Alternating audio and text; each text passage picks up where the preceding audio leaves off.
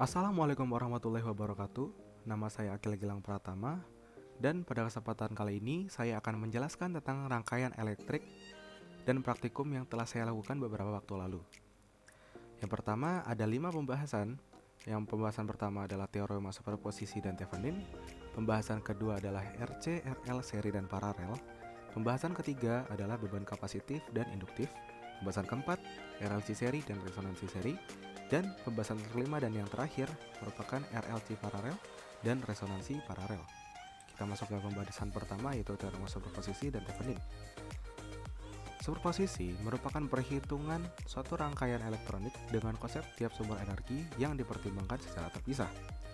Sedangkan Thevenin merupakan suatu perhitungan rangkaian elektronik juga, tapi dengan konsep penyederhanaan rangkaian pada sumber tegangan dan hambatan. Superposisi merupakan teorema yang memberikan konsep di mana sumber energi dipertimbangkan secara terpisah, dan teorema ini akan mengeliminasi sumber dan hanya akan menyisakan satu sumber yang bekerja pada saat itu dan akan dianalisa satu persatu. Hasil dari tiap analisa akan dijumlah untuk memperoleh nilai tegangan dan arus yang sebenarnya. Dapat kita lihat contoh dari rangkaian superposisi, dan kita lanjut ke slide berikutnya. Langkah-langkah superposisi. Yang pertama, pilih salah satu sumber energi. Yang kedua, untuk sumber lain yang tidak dipilih, jika sumber arus sifatnya akan open circuit dan jika sumber tegangan sifatnya akan short circuit. Hitung resistansi dan tentukan arus dan tegangan pada tiap elemen. Ulangi langkah sebelumnya untuk menghitung sumber arus yang lain. Dan setelah itu, semua sumber yang sudah dianalisa maka dijumlahkan secara aljabar masing-masing hasil dari tiap analisa. Kesimpulan dari superposisi adalah, kelebihannya adalah menyederhanakan suatu rangkaian kompleks dengan merubah bentuk sumber tegangan dan sumber arus. Kekurangannya, analisa dan perhitungan terbilang cukup banyak jika rangkaian memiliki banyak sumber. Kita masuk ke Thevenin. Thevenin merupakan sebuah rangkaian elektronika yang mengandung beberapa sumber tegangan dan hambatan yang dapat diganti dengan sebuah rangkaian yang dimana sumber tegangan dipasang seri dengan sebuah hambatan. Langkah-langkah Thevenin adalah, pertama, lepaskan resistor beban. Setelah itu, hitung atau ukur tegangan rangkaian terbuka atau VTH. Setelah itu, lepaskan sumber arus listrik dan hubung singkat sumber tegangannya. Hitung atau ukur resistansi rangkaian terbuka atau RTH. Buatlah rangkaian seri baru dengan VTH sebagai sumber dan RTH yang terhubung seri dengan resistor beban. Temukan arus listrik pada resistor beban dengan hukum Ohm. Kesimpulan Thevenin adalah, kelebihannya memiliki konsep teorema Thevenin itu menyederhanakan suatu rangkaian kompleks agar mudah dihitung dan dianalisa. Tetapi kekurangannya, rangkaian Thevenin hanya dapat menganalisa rangkaian listrik yang sifatnya linier. Berikut contoh review percobaan yang saya lakukan pada praktikum beberapa waktu lalu. Data-data hasil perhitungan dimasukkan ke tabel di antara SA dan SB on-off dan off-on dan yang lain-lain, dan perhitungan dari resistansi dimasukkan. Setelah itu sumber RTH, arus Thevenin dan VR3, IR3 dan yang lain-lain dimasukkan ke dalam tabel dan dihitung. Kita masuk ke pembahasan kedua yaitu RC, RL, seri dan paralel. Di sini ada 4 pokok pembahasan. Yang pertama RC seri, yang kedua RC paralel, yang ketiga RL seri, dan yang keempat RR paralel. RC seri merupakan sebuah rangkaian listrik dengan resistor dan kapasitor yang disusun secara seri dan dihubungkan ke sumber tegangan AC atau tegangan bolak-balik. Dapat dilihat dari rangkaiannya, resistor dan kapasitor disusun secara seri dan perumusannya VC sama dengan XC dikali IC, yang dimana VC merupakan 1 dikali omega C atau 1/2 Pi dikali frekuensi dikali C dan arus kapasitor. Karakteristik RC seri, kapasitor memiliki sifat menyimpan energi dan dikeluarkan dalam bentuk medan listrik sehingga tegangan kapasitor tertinggal dari arus kapasitor. Hal ini dapat disebut lagging. Dapat dilihat dari grafik bahwa gelombang sinusoida dari tegangan itu tertinggal dari gelombang arus. Yang kedua, arus pada setiap hambatan bernilai sama, yaitu IR sama dengan IC. Dan rumus impedansi dari rangkaian seri adalah Z sama dengan R kuadrat plus XC kuadrat. Peralatan percobaan yaitu kit rangkaian RC dan RL, salah satu multimeter digital tipe CD800A, satu osiloskop tipe ADS1022, satu function generator tipe LM5003, dua set prop dan kabel penghubung. Prosedur percobaan RC seri, yang pertama hubungkan rangkaian resistor dan kapasitor secara seri, masukkan VF pada tegangan 4 volt dan function generator dijaga konstan. Frekuensi function generator diatur sesuai dengan yang ditentukan, catat tegangan pada kapasitor, dan ulangi kembali langkah 3 dengan mengubah frekuensi yang ditentukan. Berikut merupakan review percobaan dari RC seri. Data-data hasil percobaan, data-data yang sudah dianalisa dimasukkan ke dalam tabel dan hitung dan digambar gelombang sinusoidanya pada sebuah grafik. Dan bisa pada lihat sendiri pada kesimpulan IR dan IC itu berbanding terbalik dengan VC. Dan itu RC paralel. RC paralel merupakan sebuah rangkaian listrik dengan resistor dan kapasitor yang disusun secara paralel dan dihubungkan ke sumber tegangan AC. Dapat dilihat dari rangkaiannya, resistor dan kapasitor dihubung secara paralel dan dihubungkan dengan tegangan AC atau tegangan bolak-balik atau arus bolak-balik. Karakteristik RC paralel. Karakteristiknya ialah kapasitor memiliki sifat menyimpan energi dan dikeluarkan dalam bentuk medan listrik sehingga arus kapasitor mendahului tegangan kapasitor. Pada rangkaian paralel, tegangan pada setiap hambatan sama nilainya, yaitu VC sama dengan VR. Dan rumus impedansi rangkaian paralel ialah 1/Z sama dengan akar dari 1/R kuadrat plus 1/XC kuadrat. Dapat kita lihat pada grafik gelombang sinusoida, arus dari kapasitor mendahului tegangan dari kapasitor.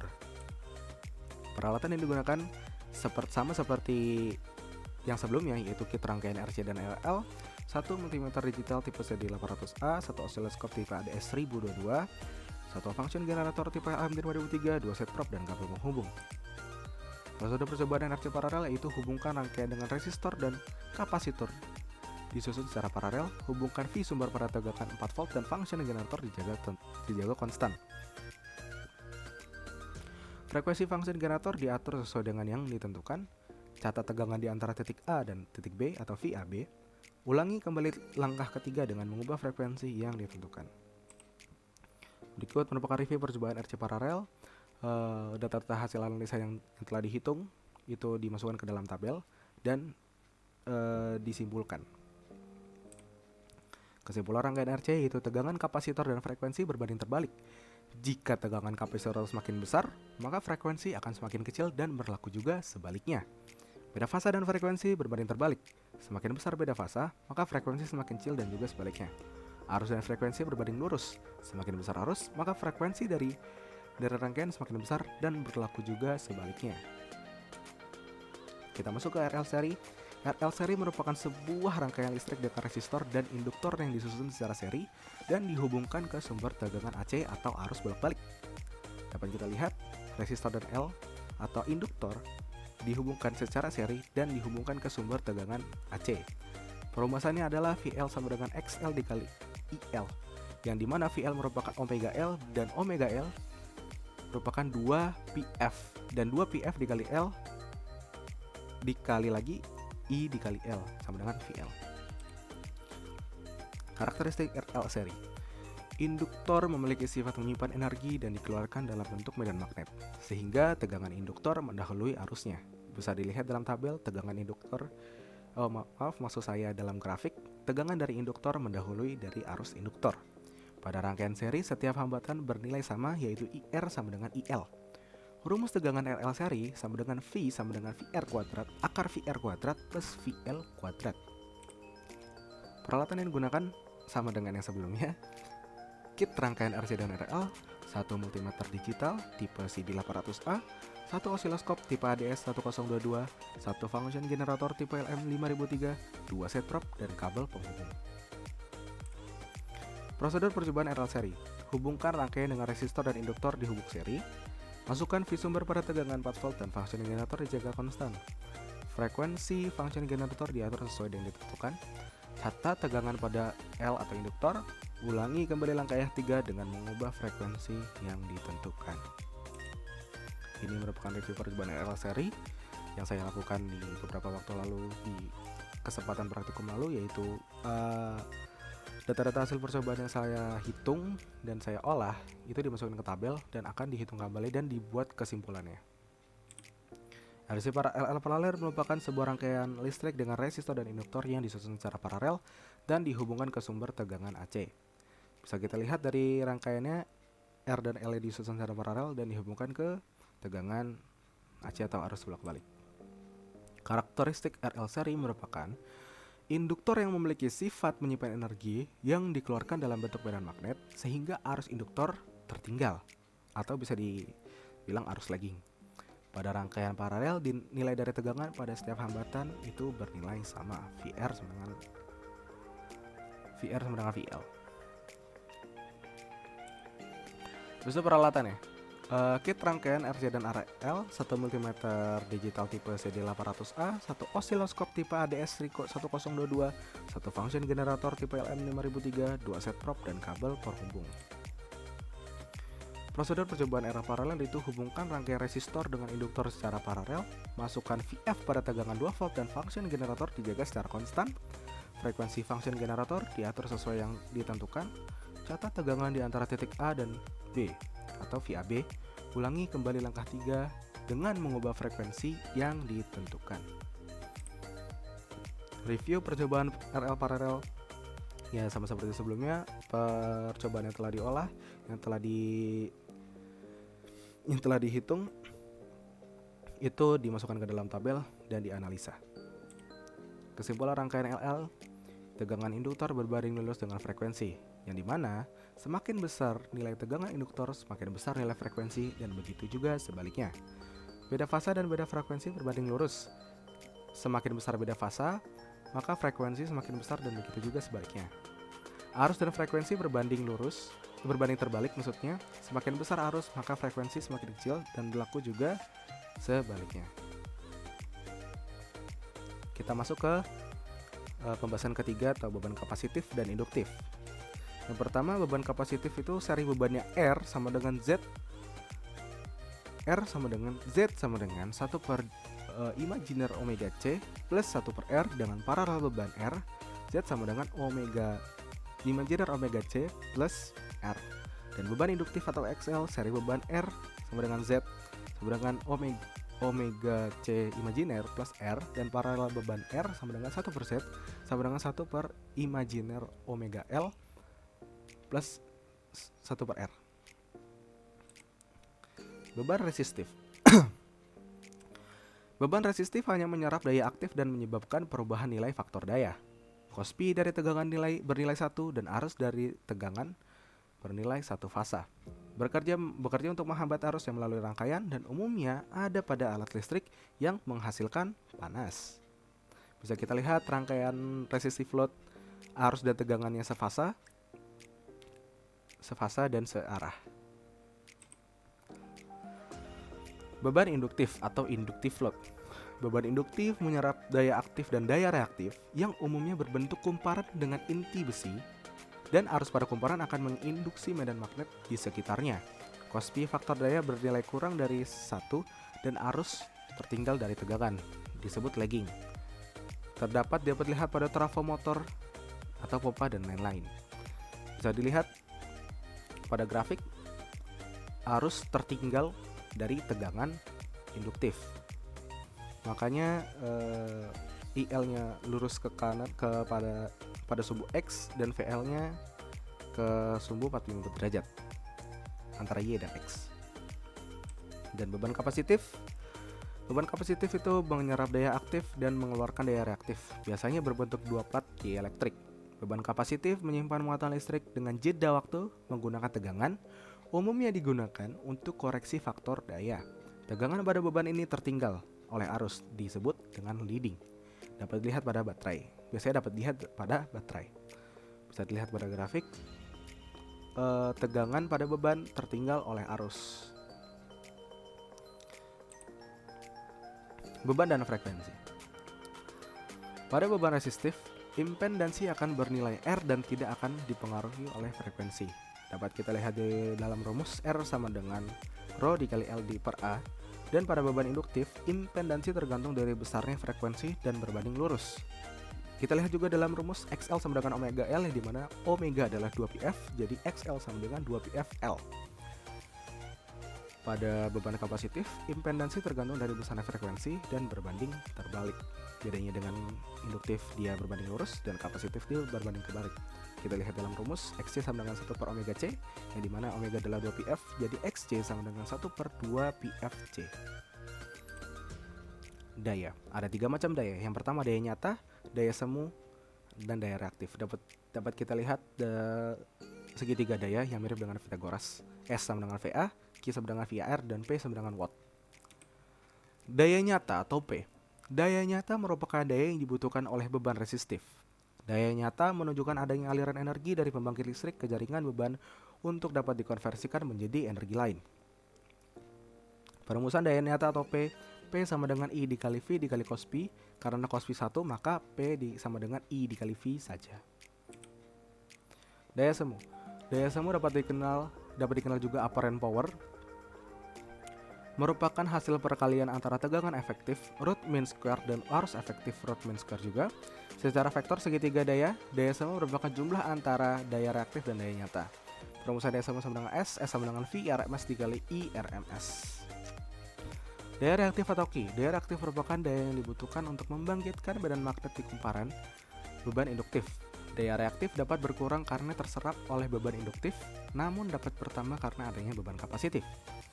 Perumusan daya reaktif Q sama dengan Q sama dengan V dikali I dikali sin V.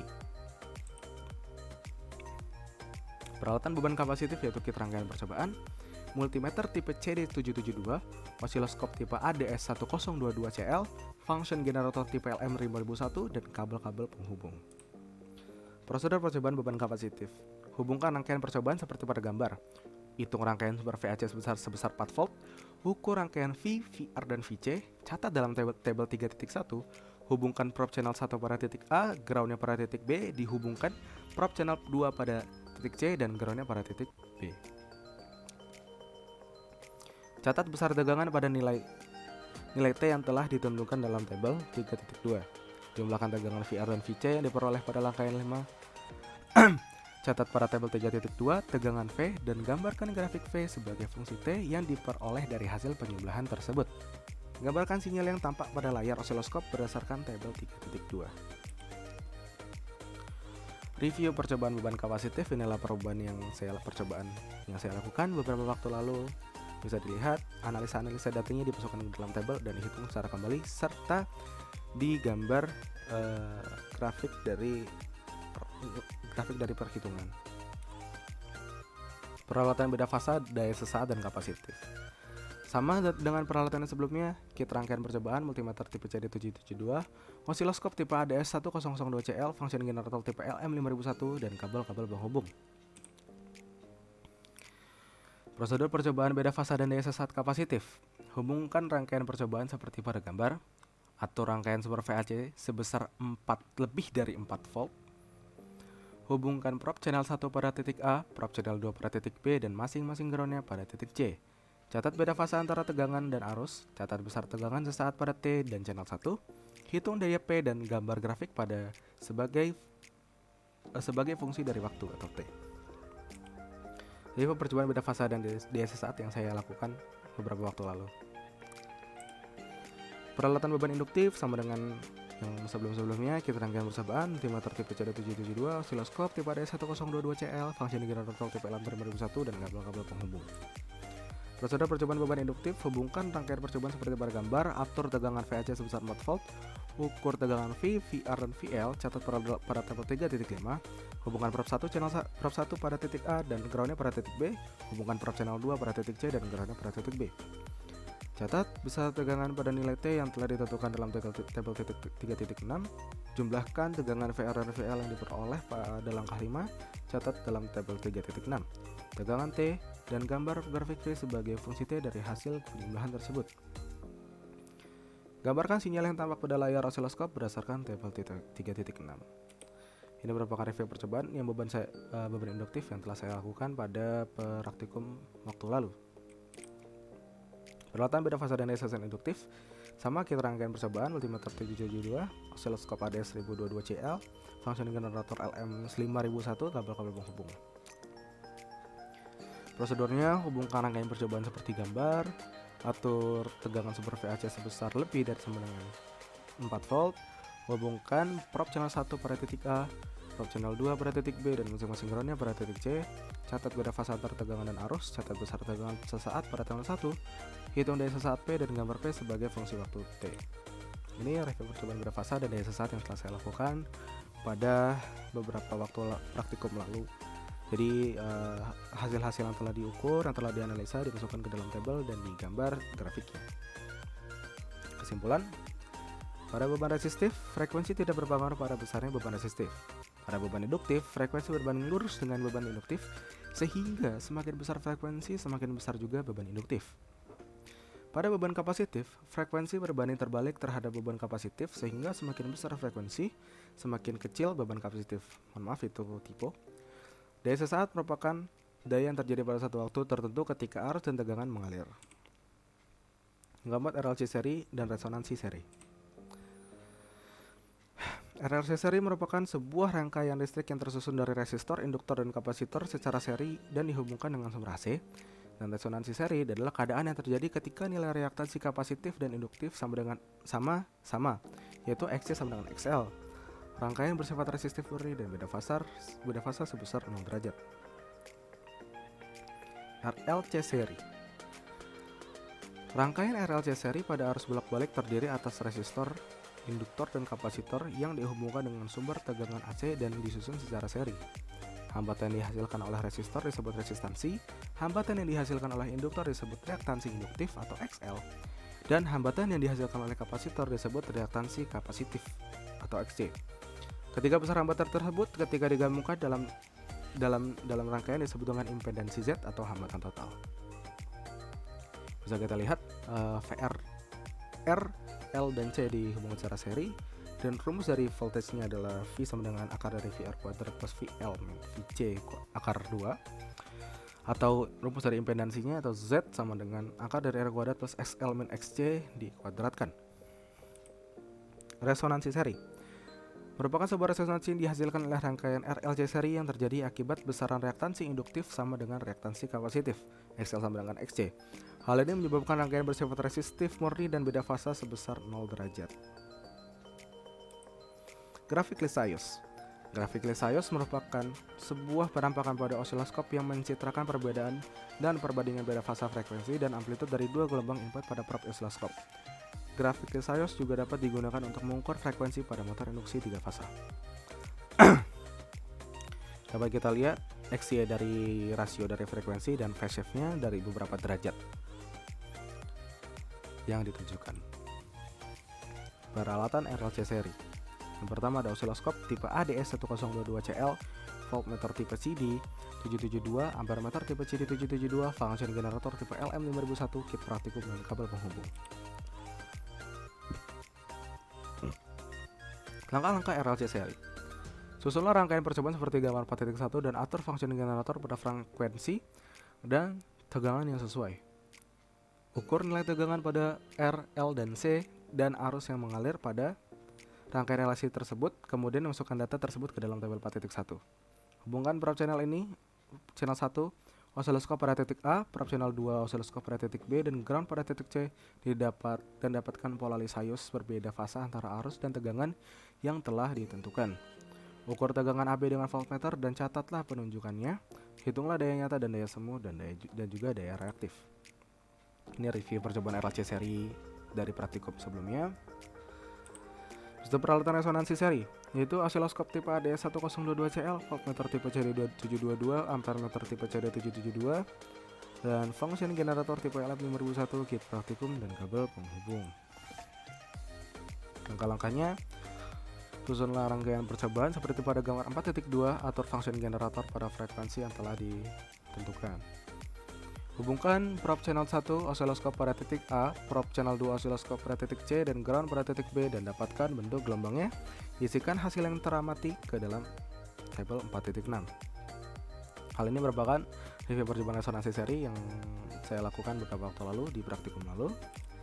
Kita masuk kesimpulan. Kesimpulan merupakan frekuensi resonansi merupakan keadaan yang terjadi ketika nilai dari reaktasi kapasitif memiliki nilai yang sama dengan reaktasi induktif XL sama dengan XC, sehingga rangkaian bersifat resistif murni dan memiliki beda fasa sebesar 0 derajat. Besar dari tegangan induktif berbanding lurus dengan kecepatan sudut. Semakin besar tegangan induktor, maka semakin besar kecepatan sudut. Besar dari tegangan kapasitif berbanding terbalik dengan kecepatan sudut. Semakin besar tegangan kapasitif, maka semakin kecil kecepatan sudut. Kita masuk ke pembahasan terakhir, yaitu pembahasan bab 5, yaitu RLC paralel dan resonansi paralel. Yang pertama, dasar teorinya adalah RLC paralel merupakan satu rangkaian listrik yang tersusun dari resistor, induktor, dan kapasitor secara paralel dan dihubungkan dengan sumber AC. Dan resonansi paralel, keadaan yang terjadi merupakan keadaan yang terjadi ketika nilai dari reaktasi kapasitif dan induktif sama, yaitu XC sama dengan XL. Rangkaian bersifat resistif murni dan beda fasa sebesar 0 derajat. Karakteristiknya dihubungkan dengan membentuk percabangan yang berbeda. Kapasitor menyimpan energi atau muatan dalam medan listrik dengan mengumpulkan ketidakseimbangan internal muatan listrik. Induktor mempunyai fungsi melawan fluktuasi arus yang melewatinya. RLC terdiri dari 3 komponen, yaitu resistor, induktor, dan kapasitor. Pertama, RLC paralel. Rangkaian RLC paralel adalah rangkaian elektronika yang terdiri dari resistor, induktor, dan kapasitor yang dihubungkan dengan cara paralel. Dapat dilihat dari rangkaian RLC-nya diparalelkan dengan sumber tegangan bolak-balik atau AC. Pada rangkaian RLC paralel terjadi pembagian arus listrik, yaitu sumber menjadi 3, yaitu menuju ke resistor, induktor, dan kapasitor. R-nya untuk V sama dengan I kali R, XL sama dengan 1 per VL, XL sama dengan V per I, IC. Dengan rumus impedансnya Z adalah akar dari 1 per R kuadrat plus 1 per XL min 1 per XC dikuadratkan. Resonansi paralel. Resonansi paralel adalah frekuensi yang terjadi saat reaktansi induktif sama dengan reaktansi kapasitif XL sama dengan SC, sehingga beda fasa 0 dan bersifat resistif murni. Karena bersifat resistif murni, maka LC paralel seperti rangkaian terbuka atau open circuit. Total impedansi dari resonansi paralel hanya menjadi nilai resistansi Z sama dengan R. Kondisi arus resonansi V sama dengan minus Vc, VL sama dengan minus Vc. Resonansi arus reaktif adalah 0. Grafik Lensayos sama dengan pembahasan di bab sebelumnya. Grafik Lensayos merupakan sebuah penampakan pada osiloskop yang mencitrakan perbandingan beda fasa frekuensi dan amplitude dari 2 gelombang input pada probe osiloskop. Grafik Lensayos juga dapat digunakan untuk mengukur frekuensi pada motor induksi 3 fasa. Peralatan RC paralel: osiloskop TD ADS1022CL, voltmeter tipe CD500A, ampermeter tipe CD722, fungsi generator tipe 72528, dan kit praktikum.